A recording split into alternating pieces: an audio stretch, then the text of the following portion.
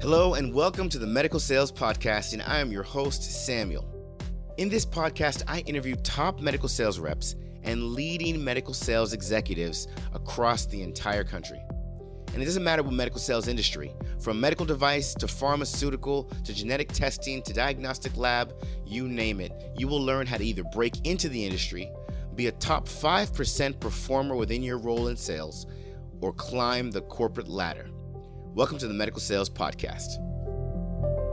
Hello and welcome to the Medical Sales Podcast. This episode today is going to be fun. This is going to be a panel interview, and I have three gentlemen with me that are all from the military. And, you know, I found this a very important episode to have because I think it's important that veterans know that there's a real good career out there in medical sales, where a lot of things you learn in the military transfer over to being an effective sales representative, an effective leader, and even an effective executive in the medical sales space. And these guys get into all of it. And it's not just for those that are, you know, had a military background or looking for an opportunity. It's also for those people that are in sales and are, you know, trying to be better leaders, trying to be better performers. We get into it. We get into all the areas that make an exceptional performer. One of these guys is a hiring manager. The other two are sales representatives, and they're also in a different, you know, an interesting spin on the medical sales profession, right? Because one of them is in genetic sales, or two of them in genetic sales, and another one is in device, but does not sell an actual medical device. So these guys, we have a lot of fun. We get into a lot of different things around how to be, you know, really how to operate at your best in this arena of medical sales. And there's something that anyone can find some value in.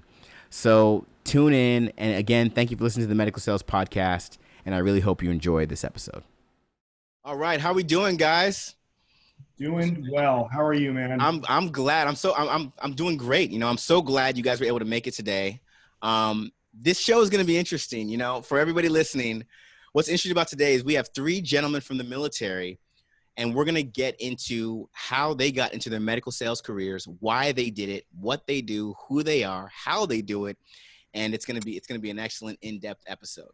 So with that being said, guys, go ahead. Who are you and what do you do? Awesome. Well, I guess I'll start. My name is Kyle Siordia. I'm a key account manager with Invitae Genetics. I'm responsible for fertility sales with reproductive endocrinologists and prenatal genetic counselors. I'm responsible for the southeast of the U.S., and I live in Apex, North Carolina, just outside of Raleigh.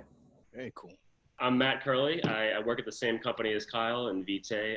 I lead a team of 15 individuals. Our team's called the Client Relationship Management Team, but it's essentially operations and logistics focused. So we kind of support Kyle and his folks that are in the field on a day-to-day basis.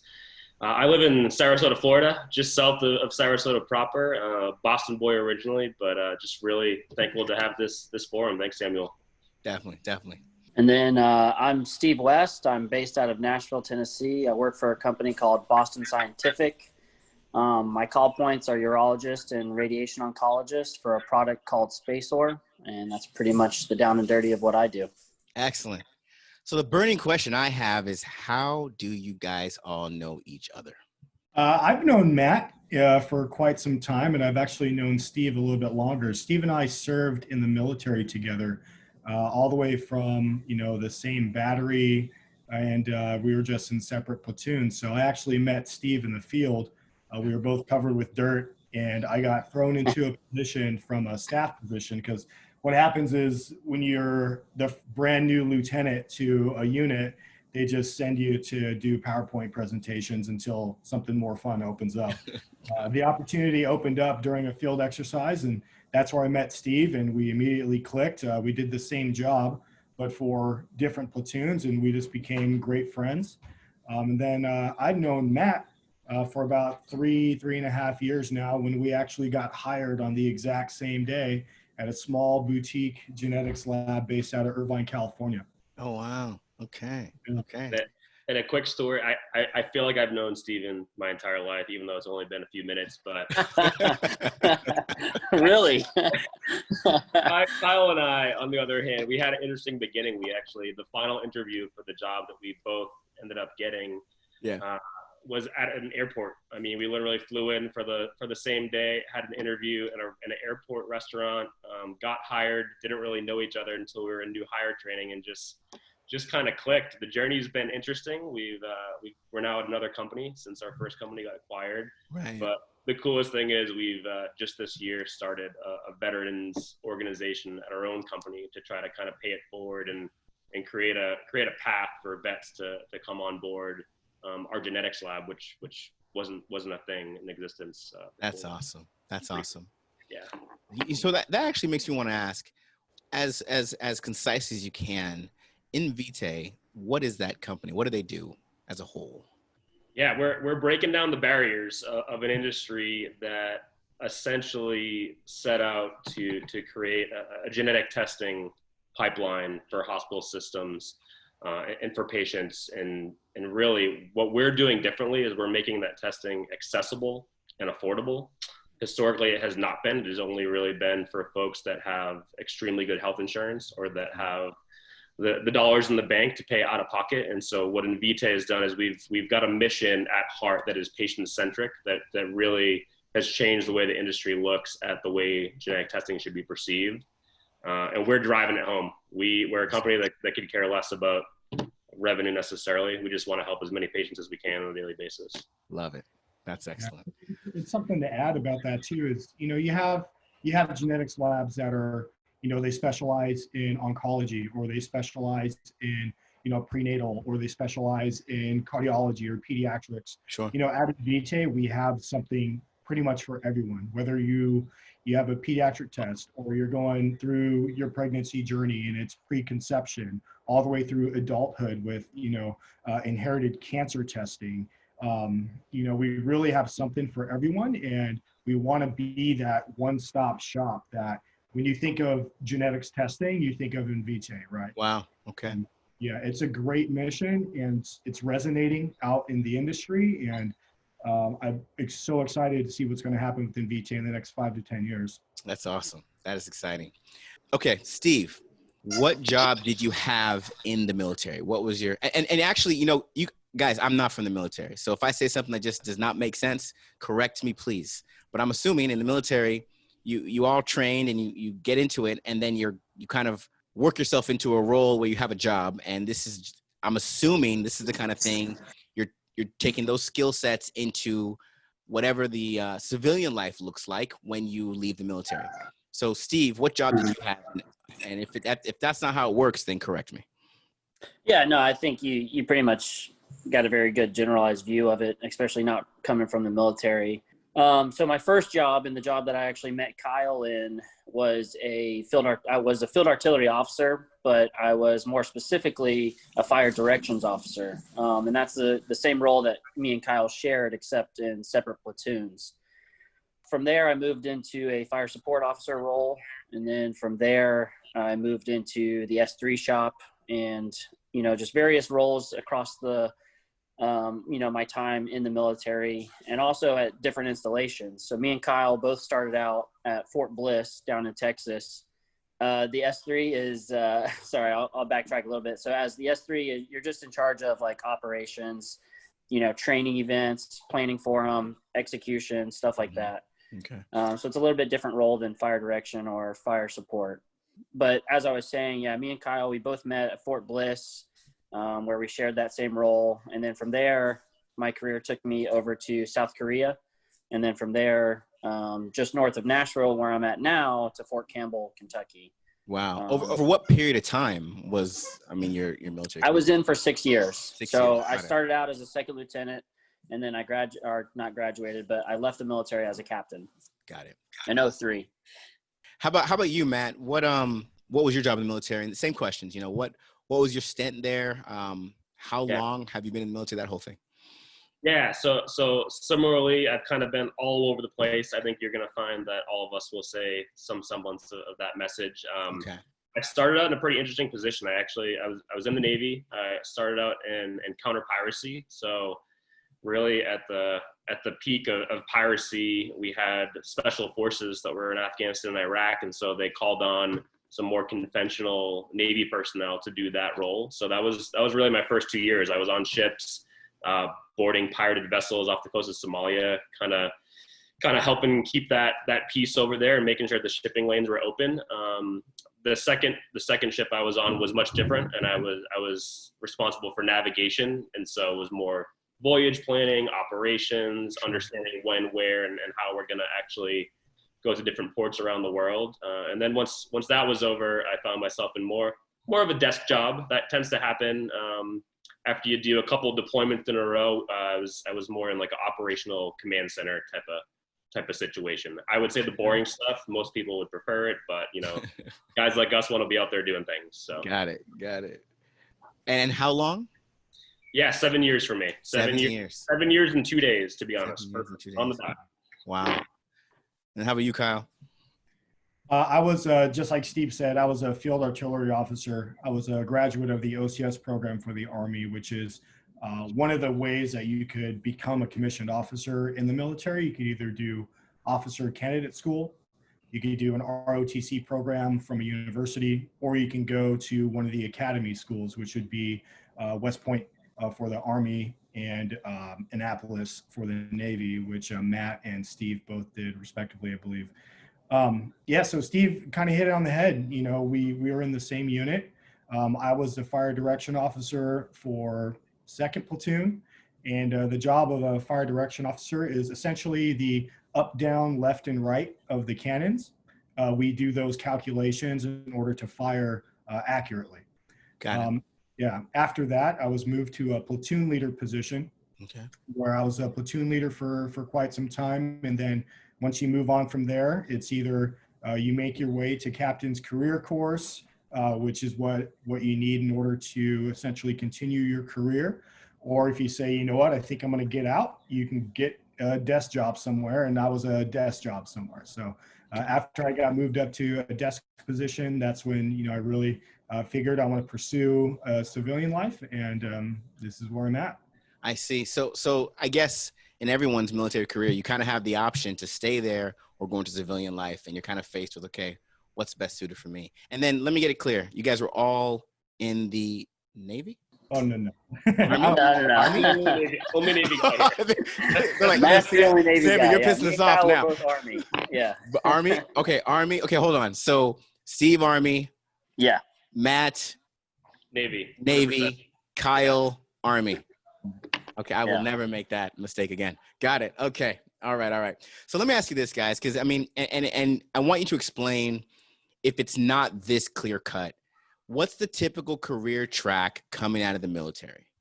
So if that's a nebulous, just general question, break it down for how that question makes any sense. I think I can answer that. So I think, at least coming from the stance of an officer, the majority of time you'll be not necessarily thrown into, but you'll be marketed the operations or management positions outside of the military. And I kind of touched on this with you, Sam, in the past, where coming from the background of the military, specifically as an officer, you have those roles no matter what position you're in, either a piracy officer or a fire directions officer. Sure. You still have that leader role and that managerial role, regardless of your MOS or position in the military. Okay. And I think these recruiting firms know that, and they try to not necessarily take advantage of that, but try to push you and pursue you to take those in that course of action when you get out of the military. So that's for officers, not for enlisted, right? You could say the same for probably NCOs or enlisted soldiers as well. Okay. I think just having a military background, it's just an easy transition into some sort of managerial position, or even maybe like a police officer. I know a lot of enlisted soldiers love taking the route of going, criminal ed and then going into policing and stuff. That's kind of what I was going to touch on, Steve. Like, I feel like it doesn't really matter which service you're in. Law enforcement, some facet of that tends to be pretty common, just because everyone in the military at some point in time is entrusted with carrying a firearm and having that responsibility, and we take it incredibly seriously, obviously. But also, like, I think from an enlisted perspective, there tends to be a lot more like technical trades that they go into, mostly because they have more specific specialties than officers do. Officers kind of tend to be the jack of all trades at one point or another, and enlisted are definitely more in tune with a specialty throughout their entire careers. Got it. from what you've seen, is it easier to get a position being more of a jack of all trades, or is it easier to get a position in civilian life, being enlisted and having a specific technical skill? What have you guys seen? Well, I think both have their advantages, right? And I think when you join the military, if you join as an officer, you understand that you're going to be placed in a leadership position and you're going to be responsible for soldiers and their well-being and the management of your, your battery or your company. As an enlisted soldier, when you join, you say, I'm going to learn, to be an electrician, or I'm going to learn IT, or I'm going to learn culinary skills, or whatever the skill of your specific job is, mostly because you want to continue that when you get out, right? So I know a lot of enlisted soldiers, specifically in maintenance, who, became maintenance enlisted soldiers because when they get out, they want to be like a master mechanic for BMW or whatever, right? Got it. And as a officer, if you talk to an officer, he's most likely not going to get out and say, oh, I became an officer because I want to be a mechanic when I get out. I became an officer because I need to learn leadership skills, management skills. And when I get out, I'm going to work for this company, or I want to be a contractor, or whatever the case may be. So I think both have their advantages. And when you sign up, it really just, confirms what you thought, like, okay, sure, this is what I really want to do, or it really shows you this is not at all what I want to do. Got it. Yeah. Yeah. So then how did you guys find out about this career path? How did you find out if you were you're all officers, you're coming out of the military, you're knowing you want to develop these skill sets and exercise these skill sets that you were able to hone while being in the military? What turned you on to medical sales? I can definitely take this one. I got to tell you, for me, it was pretty straightforward. When it came time for me to make a decision to transition out of the military, it was very clear where my career path was, and it was almost finite. And on top of that, I knew exactly what my paycheck was going to look like for the next 15 years. Okay. And so for me, I was really adamant about finding a career that I would be compensated, evaluated based upon my performance. And I felt like it was getting to that point for me where that just wasn't going to be the case, staying in the military. Sure. Grateful for the service, wouldn't change it for the world, but I was really looking for something where I could, kind of jump out of my comfort zone a little bit and really impact people's lives on a daily basis. And for that, be compensated appropriately. Excellent. And for me, when I was getting out, like, to be honest, I didn't really know what the hell I was going to do. So I went in with the plan to get military experience to be in some sort of federal law enforcement when I get out, whether that was like, State Department security officer, whether it was FBI, DEA, something like that. Of course, my plans changed. And when I was getting out, I was thinking, okay, everyone I know that's gotten out is they're like a logistics manager somewhere. They work at a distribution center, construction management, things like that. So my expectation was I'm going to be some middle management somewhere when I get out. Mm-hmm. And, these are my options. Mm-hmm. And I almost went that route where I used the recruiter, and the recruiter would send me, these interviews, and some of them would be interesting, but a lot of them would be stuff I'm not interested in at all. Like, I don't want to be a manager of like a washing machine factory, or like the maintenance guy in charge of, semi trucks like that. Sure. It's not interested in me. Sure. I almost signed an offer letter, but at the 11th hour, my recruiter like sent me this offer it said like prenatal diagnostic testing. And I was like, one, what is that? And then secondly, what do I even do? Like, I don't have a science background. My undergrad was in business. My master's is in national security with a concentration in terrorism. Like, what am I doing talking on like OBGYNs, right? Right. So, but it sounded interesting, and sure. They put the compensation range on your first 1, 2, 3 years, what you can expect to make in compensation. And it sounded too good to be true. So I gave it the opportunity. And like Matt said, I flew to an airport and met the director of sales, and she was she was amazing. And I was like, I need to work with this lady. She is awesome. So shout out to Daphne Wood. Like, she is the reason why I think myself, Matt, and others within Invitae who are also veterans but came from Combi are successful. Excellent. God bless that. Amen to that. Hey, that's excellent. How about you, Steve? Yeah, I would say I had a bit of a combination of both reasons from Matt and Kyle. You know, I definitely wanted to be compensated fairly, like Matt was saying. And then also, when I was making my transition, I didn't really have a clue of what I wanted to do. I just thought that I would fall into some sort of management role or operations role, because I felt like that's, you know, just given my background, maybe what I might be most qualified for. Right. I made the transition a little bit after Kyle, and I had already seen his success. Obviously, I've kept in contact with him. So I saw that success he had in the medical device sales world, and it kind of grew my interest and piqued it a little bit. And so when I was going and talking to all these recruiting firms and going to all these hiring conferences, I told them, I was like, this is the route I want to go. And so they put me in front of those companies, and, you know, by the grace of God, I eventually got a bomb job with a great company. And here awesome. I am today. So I'm super thankful. That's awesome. So, you know, and a few of you, I've talked about this before, how there seems to be a trend in the sense that when I see people from a military background in the medical sales space, when I say medical sales, I'm talking about everything, right? Not just medical devices, everything, every type of medical sales you can be in. They really excel. And I've always wondered, is that because, you know, what you learn in the military trains you to be a great salesman, or what you learn in the military trains you to be a great medical salesman? What would you guys say to any of that? I've got some. I can answer this. Yeah, we all got it. Steve's talking, so let him go. Yeah, so I'm a huge advocate for hiring veterans, not even just within sales or medical device, but as a, you know, just a baseline. But this is, you know, you can transpose it into medical sales as well. But basically, veterans, I mean, they bring a wealth of knowledge and adaptability that I think not just any college graduate's going to have. They've learned how to overcome, you know, obstacles. They have the grit.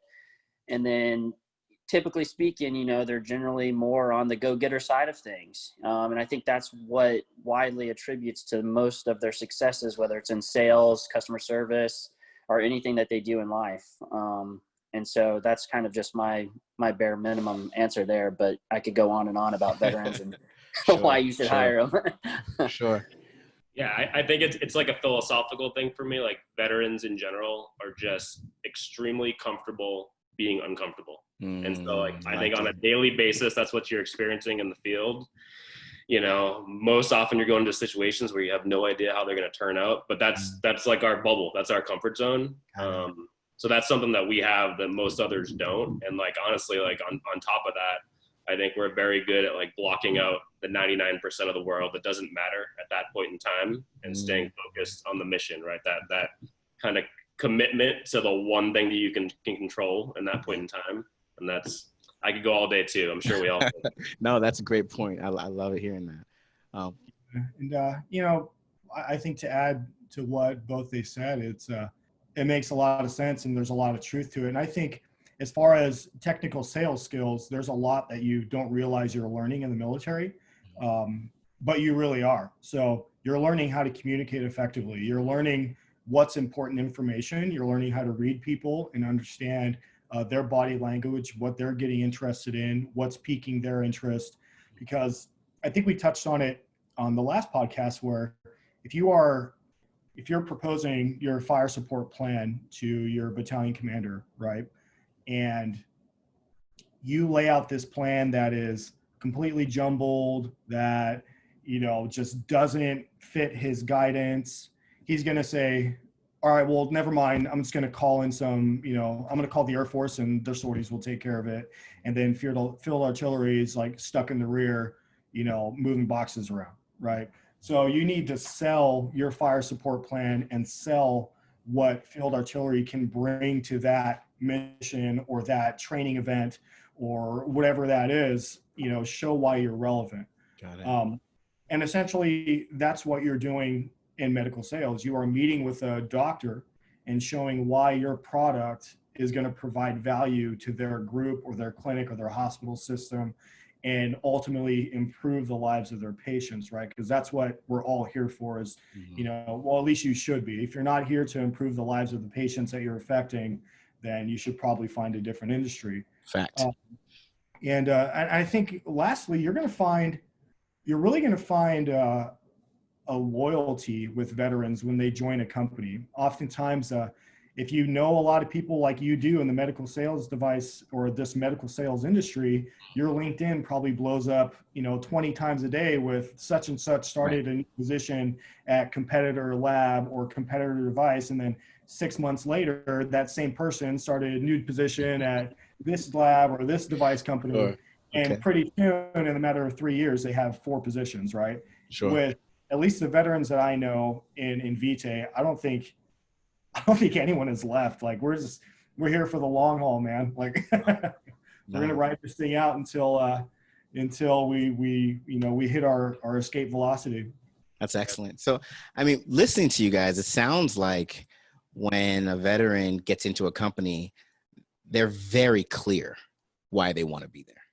Yeah, I mean, I think for us, like mission is so important. I think others that are transitioning from college to careers or from career to career, mission might not be on the top of their priority list when it comes to looking for a company, but I can speak for the 3 of us. I think like it was hugely important. Like the mission had to be clear cut, you know, good for all. And if it wasn't, I wasn't even looking at it. Got it. So then for the veterans that are listening to this episode, what would you say, and you know what, not just for veterans, I mean, anyone listening really, but what would you say they should definitely keep in mind? You guys have all been in this career now for some time. You've experienced success. You've done well. What's one thing, so you know what, you might not be aware of this, make sure you're aware of this. What would it be?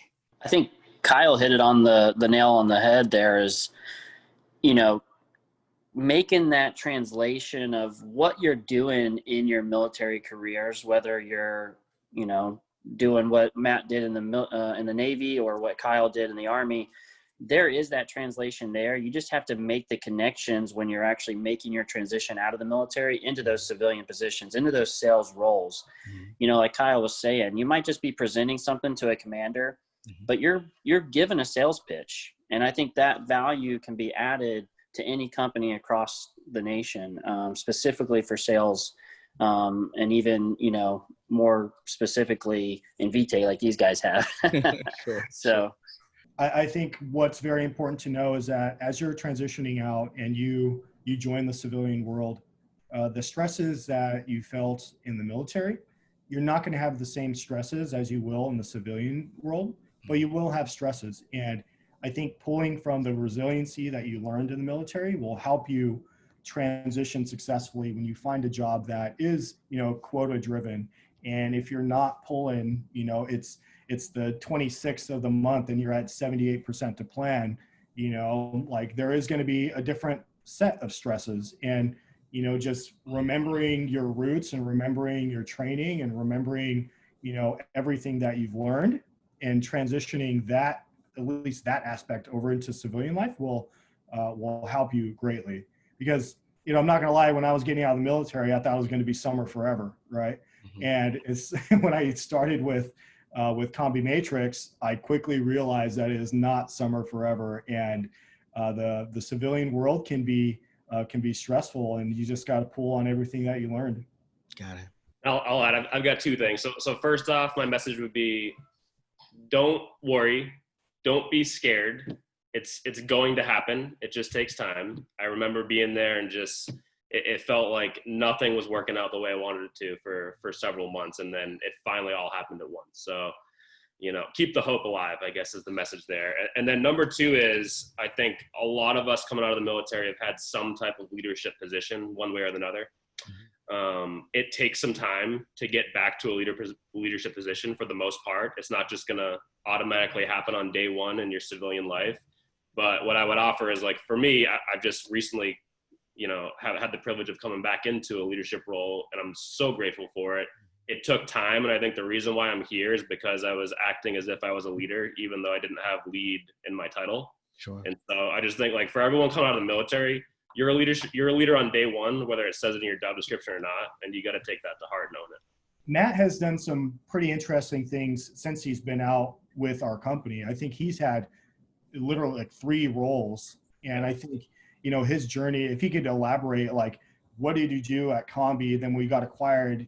What stress did you encounter there? I think you had an overlapping territory with someone, so they moved you to a different position. Yeah, if you want to elaborate on that, I think it's pretty interesting to hear.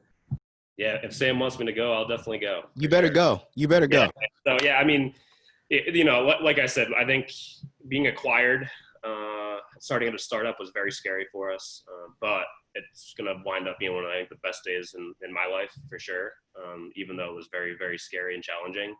I had a role at this company, and when we were acquired, lost that role just based on the fact that I had essentially a neighbor with the same position and the same zip code. And so I was kind of given an ultimatum, either severance or to take kind of a little bit of a step down for a while. And so I did. And I love the company so much and love the mission and believed in it so much. Like I took a step down for almost a full year, and things just started happening. I proved my value to the company, and like these guys said, stayed loyal, even though it wasn't maybe the best situation for me. And shortly thereafter got a promotion, and then a year after that got promoted to a team lead for the team I've been on now for almost 3 years. So wow, it happened quick, but it was definitely like the step back after the acquisition was really, really hard to swallow. And so the comeback's always greater, right? Yeah, the comeback is always greater. So let me ask you this. I mean, you've already spoken to it. In the military, you learn how to just be super comfortable in discomfort. If you could just talk a little bit more about what that experience was like for you when you had to step down and just be in that space. I mean, what was on your mind? Was it, I'm gunning for this, I'm going to get out of this? Or was it more of just an acceptance and you're just going to continue to perform? How were you thinking of things? Yeah, it was tough. I mean, I think I saw in the back of my mind, I knew that I was at a place where there was going to be expansion at some point. So I knew that my time would come, was kind of where my mindset was. Honestly, if the mission had been lesser or the people had been lesser, it would have been an easy decision for me, but I had come to love the company and the people especially so much. It was a no-brainer for me. I knew it was the right thing to do at the time. So that's excellent. Yeah. Like I said, in my career, I've seen veterans they are very loyal to speaking to what you guys have said, and they do stay with companies and they excel because they're performing and then they're moving up, year after year. I've just seen them really advance quickly, and they're very passionate about the positions they take on.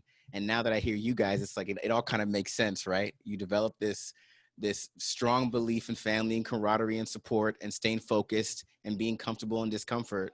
Why would you go anywhere else if you found a position you actually like? So that makes a lot of sense. That's excellent to hear. So I'm going to ask you guys, I want you guys to give me one by one. So you guys are each going to drop your number one thing. We kind of addressed some of this, but I want to ask it anyway. And this applies to anyone, not just veterans, anyone in the type of career you have or that wants to get into the type of career you have. What is the number one contribution or the number one thing that person can do in your type of role that will make you successful? And I'm going to give each of you an opportunity to give me one thing that's most important. I would say that number one thing to keep in mind, and that number one, what needs to be at the top of your head every day is the patients you're serving. Kind of like when you serve in the military, you serve something greater than yourself, right? So our mission at Invitae, again, is to service billions of people across the world with providing them access to their genetic information. And when I meet with my providers, you have to keep that at the forefront of your mind with everything that you do, right? You have to always remember that these are patients' lives that they're dealing with. And particularly in my sector of fertility, I'm meeting with doctors who are assisting patients with achieving a lifelong goal of being parents, right? Mm-hmm. And being a parent myself and knowing, the joy that brings, if I can help someone achieve that just by providing them the testing that we do, like, I'll do it all day, man. I'll work 7 days a week. That's awesome. I guess I'll kind of take a step back, I mean, Kyle, obviously his is without a doubt the most important thing. I think whenever you get into any sort of medical sales world, the patient is always first. That's my company's motto. I think that's my individual motto, and I could probably guess that it's Matt's motto as well. And then coming from the service, you know, like Kyle said, that's definitely kind of the biggest value that you bring to a company as a veteran. You know, you have that kind of service-driven mindset and heart. But I'll try to specify, like, I think for me, the most important thing, and I'll tailor it towards a transitioning vet that wants to get into the medical device or med sales space. The number one and most important thing is to just, like Matt was saying, not worry. You're going to be put into uncomfortable rooms with people that you're going to be interviewing with for the first time. And you're going to get to a company eventually, and you're going to feel like you're all alone in this, you know, kind of austere position that you've not yet come into contact with, but you're not going to be alone. I mean, as these guys have already said, there's plenty of veterans within Invitae alone. I know Boston Scientific has a ton of veterans. You're not ever going to be alone. There's always going to be someone there that you can lean on, another battle buddy, maybe not from your unit, you know, that you had when you were in the service, but a veteran nonetheless that you're going to be able to kind of, you know, ask for advice, ask for help. And there's so many resources out there. Just do your best and be proactive. And like I said, just don't worry and you'll be all right. What Steve said is great. And, you know, and if you, for some reason, you can't find that person that you can rely on, be that person for someone else, right? Be that person that they can go to and let them know, you know, and there's plenty of proactive ways you can do it. You know, Matt and I kind of, you know, experienced when we were at Combi Matrix, the whole sales team was essentially veterans. You know, it was the mission of the CEO was to hire veterans as his sales reps. So I would say all but maybe two of us were not veterans.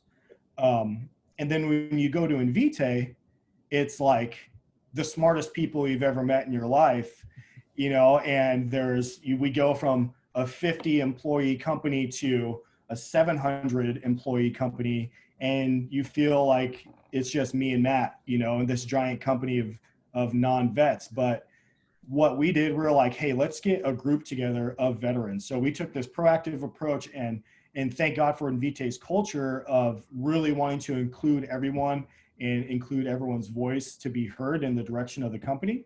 We have these things called employee resource groups where if you identify with a certain group, you could, you know, or you support that group, you can join it and you could rely on each other for, you know, that being that person to, you know, whether it's just to bounce ideas off of, to coming from a veteran perspective, or you want to share stories so you don't feel alone, like you're the only one that's ever experienced this. You know, we created the Vets and Genetics Employee Resource Group for Invitae, and it's blown up, and we have big plans for it. And I think it may be a company culture thing, but I couldn't be more happy with what we're doing. It's awesome. That's excellent. Yes, talking about like being, I don't know, the dumbest person in the room. I felt like on day one when we joined it, just a room full of just brilliant humans, right? I mean, it was just kind of that aha moment, like, okay, I got to catch up here, right? But I will say what I soon learned, and definitely have learned throughout 2020 and just what our country's gone through, what the world's gone through this year, is like what we bring to the table is just that calming presence, kind of Steve was alluding to. Like we're the ones that are always going to remain calm when everything else is hitting the fan, when there's chaos all around. And so like I tell my team this all the time, I'll never be the expert. I'm never going to know it all. Probably don't come to me for this, that, or the other, but I will hold it down and I will stay calm and try to kind of exude that calming demeanor in whatever situation we're in. I think that's across the board what vets bring to the table when they step in the door day one. That's excellent. Hey, thank you guys for that. That's good stuff to hear. And I think it's very important for any vet listening and for anyone really listening to hear.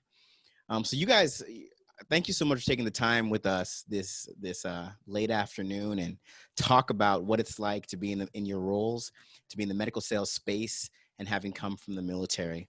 If there's anything else you'd like to share with our audience, please feel free to speak now or forever hold your peace. I'm playing. Just go ahead and say if there's anything else you guys want to say, share.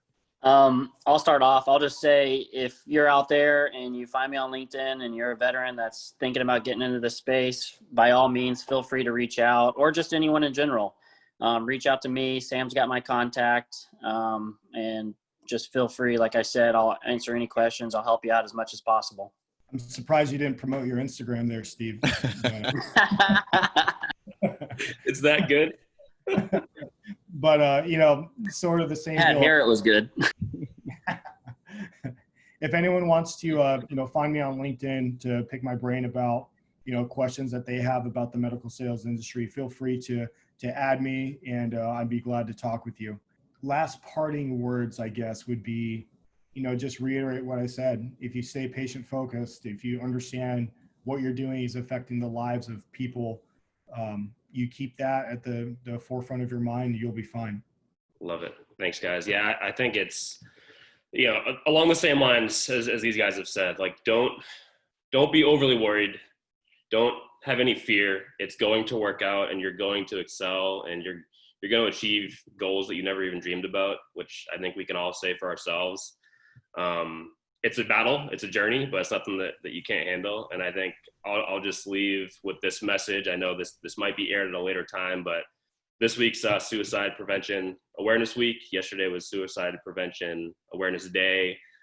Many of us have been affected by suicide in some way, shape, or form, and the veteran community in particular is about 50% more likely to experience suicide than the general population. So I just want to call out, like, we're all talking about reaching out to us for business type things, but gosh, we're here to be leaned on as well. This is something that we can stop if we put some effort and commitment to it. So I just want to call that out. We're all here for you if you need to be leaned on or just to be heard. And there you have it, folks.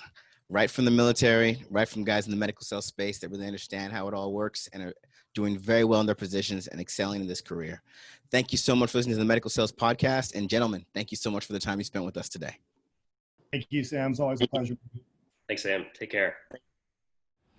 Now, wasn't that an interesting episode? I really liked how they sounded like a group of brothers that are just on a show talking about whatever. The camaraderie, you could hear it. And the understanding for what each person has been through, you could also hear it. I really loved interviewing these guys.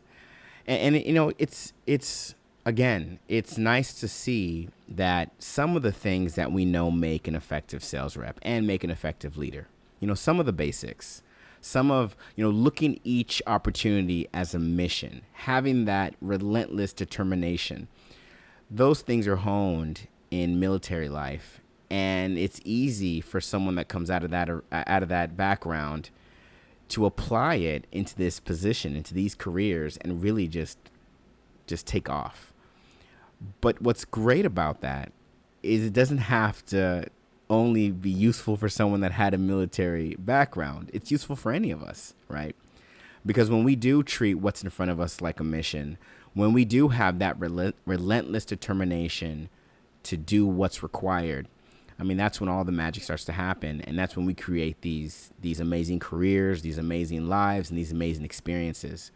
Every guest I interview, I always point this out. There's a theme that I just consistently see. And there's this theme that you want to have your eyes wide open and you want to be giving it your all in every opportunity and just live that on a daily basis and be consistent with it. And if you do, you're going to create some nice things for yourself, for your career, for those you love. Life can get really sweet. So again, thank you for listening to the Medical Sales Podcast. If you're looking to get into an opportunity, even if you have a military background or you do not have a military background, or you've had a little bit of experience or you have no experience, if you're looking to get into a medical sales position, you need to go to evolveyoursuccess.com and visit our site. And there you can get some great direction on what you can do to get into a position. We have an excellent program called the Medical Sales Career Builder that really helps people get the opportunities they've been looking for and get hired into the positions they want. And if you're a sales rep and you've been thinking about where you want to take your own career, you want to step into a leadership position, you want to really ramp up that performance, you want to learn how to make sense of this wild environment that we've been given in 2020 and make good on it so that you can say that you achieved some amazing things, again, visit evolveyoursuccess.com. We have an amazing program for sales professionals to really ramp up their performance and take their careers to next levels. Again, thank you for listening to the Medical Sales Podcast. I want to make sure that I'm always bringing you wonderful guests where you can learn something from and really apply to the things you do on a daily basis. If anyone has any requests or has something that they know they need to hear, then make sure when you visit evolveyoursuccess.com, you can go to the bottom right, it says send voice recording, and just leave a message about what you'd like to hear in a future episode. Tune in next week for another amazing episode on the Medical Sales Podcast. I hope you enjoyed today's episode.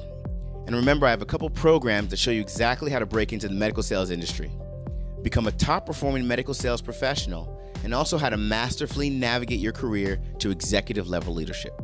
Check out these programs and learn more at evolveyoursuccess.com. Stay tuned for more awesome content with amazing interviews.